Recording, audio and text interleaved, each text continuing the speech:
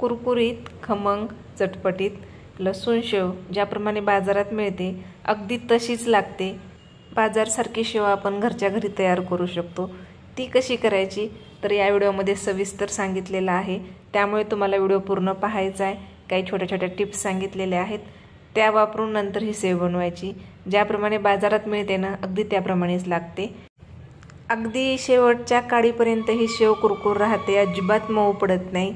तर चला आपण व्हिडिओला सुरुवात करूया। नमस्कार, मी स्वाती, आईची शुद्धरी या चॅनलवर तुमचं स्वागत आहे। तर आता अगोदर आपण पीठ तयार करतोय।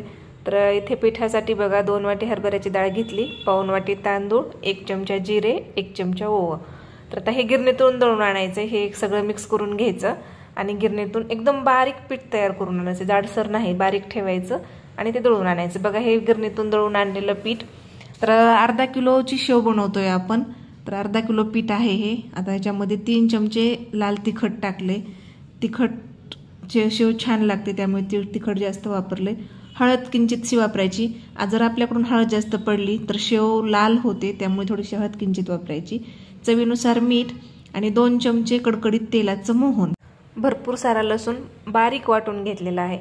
जर तुमच्याकडून बारीक वाटला नाही गेला तर शेव तेलात सोडते वेळेस व्यवस्थित पडत नाही, शेवगा जड जातो दाबायला। त्यामुळे काय करायचं, जर तुम्हाला असं बारीक वाटणं नाही झालं तर लसूण वाटून घ्यायचा आणि पाण्याने गाळणीने गाळून घ्यायचा। त्या लसणामध्ये पाणी टाकायचं आणि ते गाळणीने चांगलं त्याच्यातलं अर्क उतरेल तोपर्यंत पाणी गाळून घ्यायचं आणि त्या पाण्याने नंतर हे पीठ मळून घ्यायचे।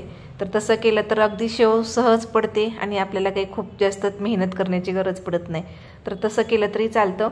तर इथं आता थोडं थोडं पाणी करून हे आपल्याला उंडा मळून घ्यायचा, पीठ मळून घ्यायचे। पीठ गिरणीतून आणल्यानंतर हे एकदा मी चाळणीने चाळून घेतलं होतं।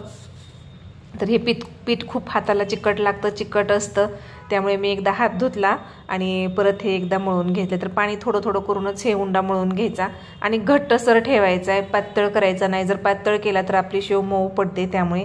तर हे बघा अशा पद्धतीने हे पीठ ठेवायचे म्हणजे आपली शेव कडक होते।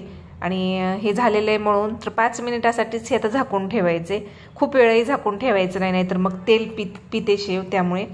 तर आता ते झालेत बघा, 2-3 मिनिट झाले, तर म्हणजे तेल तापेपर्यंतच ते झाकून ठेवायचं आणि लगेच करायला घ्यायचे।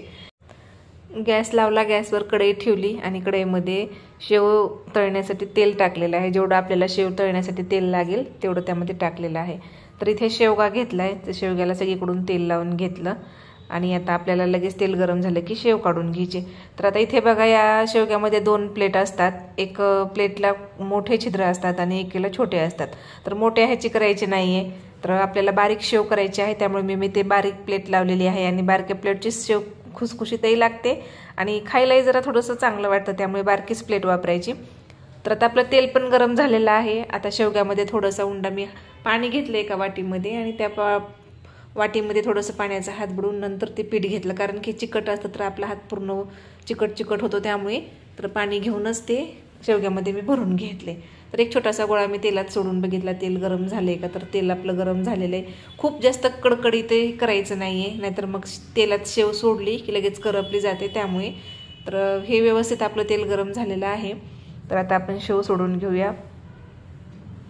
तर बघा तेलात शेव सोडली की लगेच तेलाचे बुडबुडे वरती येतात आणि खालचा एक भाग त्याचा तळला गेला की तेल शांत होतं, की आपण ओळखायचं की आपली एक साईड शेव चांगली भाजली गेली आहे। तर लगेच मग ती तेलात दुसरी साईड त्याची भाजून घ्यायची। तर आता आपण लाडूची शेव थोडीशी कच्ची काढतो तशी आपल्याला ही शेव काढायची नाही आहे, दोन्ही साईडने 1-2 वेळेस असं चांगली भाजून तळून नंतर ही शेव काढायची, खूप लालसरही करायची नाही। तर बघा इथे शेव आपली तळली गेली आहे, मी लाल पण केलेली नाही, थोडासा पिवळा कलर आहे। आपल्याला लगेच लक्षात येतं की आपली शेव भाजली गेली आहे, कच्ची काढायची नाही। तर दोन्ही साईडने ही चांगली तळून घ्यायची, गॅसची स्पीड मीडियम ठेवायची आणि त्यावर ही दोन्ही साईडने चांगली तळून घ्यायची, खूप लालसरही तळायची नाही, नाहीतर मग थोडंसं करपली जाते आणि शेव थोडीशी चांगली लागत नाही। तर थोडंसं पिवळसरच त्याचा कलर राहू द्यायचा आणि शेव तळली की ती काढून घ्यायची। तर इथे ज्याप्रमाणे आपण पहिल्यांदा शेव घेतली काढली त्याप्रमाणेच ही सगळी शेव काढून घेतलेली आहे आणि इथे बघा इथे शेव करून झालेली आहे, मस्त अशी शेव झाली, कलर पण चांगला आलेला आहे, एकदम हॉटेलसारखी ही शेव झालेली आहे आणि लसूण शेव एकदम भारी लागते खायला।